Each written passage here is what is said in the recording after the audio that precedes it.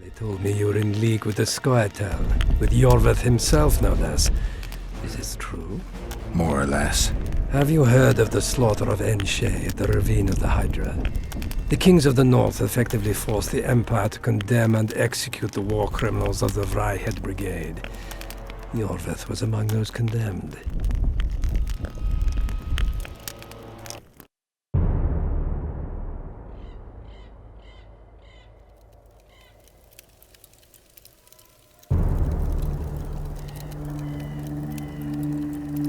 September 13th, 1269, the Ravine of the Hydra. Following the Peace of Sintra, 53 officers of the Vrihedd Brigade were brought here and executed, their throats cut. The elves' bodies were dropped into the chasm. I don't know what the riders of the hunt were looking for.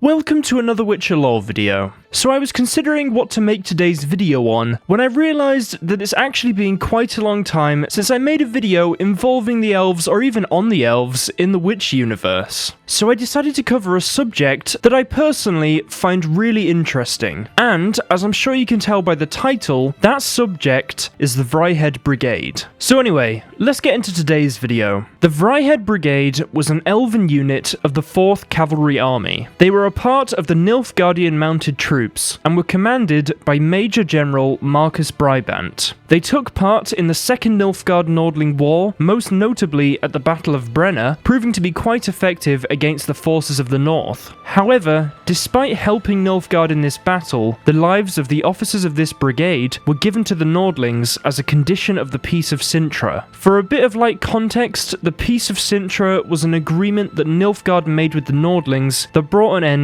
to the Second Nilfgaard-Nordling War. The Nordlings wanted this brigade punished for a variety of reasons, some of which included killing innocent civilians, slaughtering patients in field hospitals, and torturing prisoners of war. Also, the fact that most of the members of this brigade, and almost all of the brigade's officers, were Scoia'tael freedom fighters. And Scoia'tael freedom fighters had been terrorizing the northern kingdoms for a long time, even before this war. So, Nilfgaard, or more specifically, a Nilfgaardian officer, Hamilcar Danza, was forced to surrender 32 Vrihedd officers to the Nordlings, as a condition of the end of the Second Nilfgaard-Nordling War. Giving up these officers signified the end of this brigade. The reason this brigade was singled out by the Nordlings was quite simply because of how ruthless they were. They became infamous and did not spare anyone, women and children included, unless for tactical gain. It wasn't necessarily that they were heartless, they just really believed in their cause and they would do anything to achieve it. But I know that a lot of you won't view it that way, as what they did is kind of inexcusable in a sense. The officers were then brought via ships from Nilfgaard to Dillingen, where their executions would take place. All the officers except Iorveth and Isengrim, who managed to escape, were killed and then thrown down into the ravine of the Hydra. Some were also taken to Drakenborg to be executed, such as Scoia'tael de Rio, and some were killed in other ways, which I'll get into later in the video. The most notable surviving members of this brigade include Iorveth, Isengrim,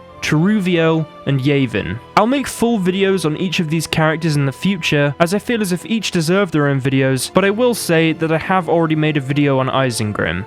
As for this brigade's appearance, the brigade members are often depicted with war paint, and they do not seem to have a set uniform. They all look like brigands, who use colours that allow them to more easily blend into their surroundings. However, from this illustration of a Vrihedd officer, it does appear that the officers of this brigade's clothing was a cut above the normal recruits. Perhaps this may even be considered some sort of uniform for the officers of this brigade, but that's just a bit of speculation. Also, their weapons of choice appear to be bows and swords. The only thing I can see in their uniform that seems to be something that they all have is obviously their emblem, which I'll get into later in the video. And as this brigade is a mounted brigade, they all also have horses. The way in which this brigade was set up seems to include 3 groups: the vanguard, the sappers, and the dragoons, as well as the officers. The vanguard is effectively the front lines of the brigade. They would lead the line of the march and deploy first on the battlefield. The sappers were effectively combat engineers and would perform a variety of tasks such as breaching fortifications, bridge building, repairing defences, demolitions, and repairing roads for the brigade, say if they needed to travel on them on horseback. The officers were effectively in charge of these groups, and the officers overall would have a commander. In the case of the Vrihedd Brigade, that commander would be Isengrim, and then above Isengrim would be Marcus Brybant. I believe that's how this brigade was set up, at least from the information I could find, so if you have any other information, please feel free to comment it down below. Notable members of this brigade include Coiniach de Rio, which I think I'm saying correctly, who was the leader of the brigade, and prior to that, a leader of a Scoia'tael commando, Isengrim Litiana, who was in charge of the entire brigade, and after surviving the massacre at the Ravine of the Hydra, he fled to Elskadeg Pass and met up with Dijkstra and Boris Munn. He formed a travelling party with them and left for either Zerrikania or Hackland. And before being part of this brigade, he was also in charge of a Scoia'tael commando. Iorveth, who was also a leader of the brigade, who after also surviving the massacre at the Ravine of the Hydra, fled and formed a new Scoia'tael commando. This commando slowly destroyed each of the Northern Special Forces, only managing to not destroy the Blue Stripes of Temeria. I will discuss Iorveth in more detail at a later date. Next, there is Riordan, who was also a leader of the brigade, and Angus Breacry, who just like Riordan, was also a leader of the brigade. Both Riordan and Angus were both granted amnesty, but only because the families of their victims paid to see justice served. Both Angus and Riordan were strangled and stabbed to death. Next for Teruviel fled the battlefield at Brenna, and whilst fleeing received food from humans, which most likely made her a little bit more merciful to them in the future. Yavin, in the Battle of Brenna, Yavin was wounded, but later he survived his wounds and somehow avoided capture by the Nordlings and Nilfgaard. Both obviously survived, and later Teruviel became the leader of a Scoia'tael commando, and Yavin joined her. There is a lot of important information surrounding each of these characters, but I'll leave that for future videos, as I feel as if each of these characters is so interesting, they all deserve their own videos. But I hope you get the basics of each of them, or at least what happened to them after the Vrihedd Brigade was disbanded. The symbol of this brigade is 3 silver lightning bolts on a black field. And finally, it's thought that Vrihedd was inspired by the Dutch word for freedom, which if you think about it, definitely makes sense. Anyway guys, I hope you've all enjoyed today's video. This was a really fun one to make. A lot of you guys out there know that one of my favourite things in the Witch universe is the elves, as I used to do videos about them a lot in the past, and then I kind of stopped for ages because I thought maybe I was doing too much, but I realised I haven't done a video on them in such a long time that I thought it'd be fun to do one today. So I hope you've all enjoyed it anyway and learnt something new, or if not, just enjoyed the video. As always guys, if you've enjoyed today's video, learnt something new, or just enjoyed it, be sure to like the video as it really does help out the channel. It really supports me. So thank you to every single one of you that likes the video, as it's really kind to do, and thank you all so much. If this is the first video you're finding on my channel, I do Witcher lore videos every few days. I plan to do some Elder Scrolls stuff soon, and I know I keep on saying that in videos, but I actually do plan to do some soon when I get a better computer, so I can mod the hell out of Skyrim and get some really good in-game stuff for you. Also, of course, I'll continue with the Witcher stuff. The Witcher 3 playthrough will probably come out not this Tuesday coming up, but next Tuesday, as for some reason my computer still hasn't arrived, and it might not arrive by Friday.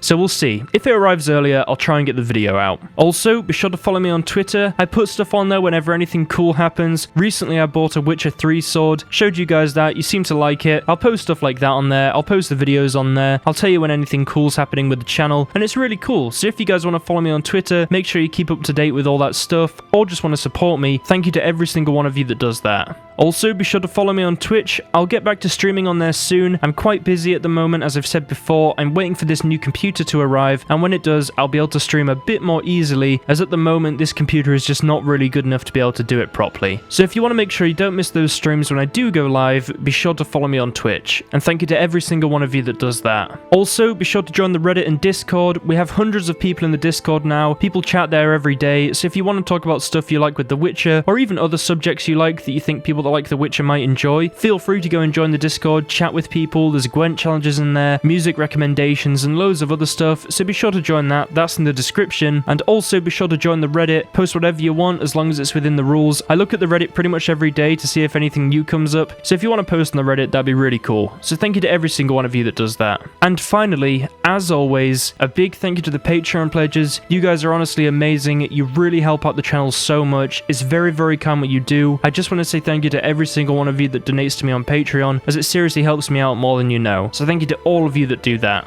Anyway guys, I hope you've all enjoyed today's video, and I'll see you in the next one. Have an awesome rest of the week.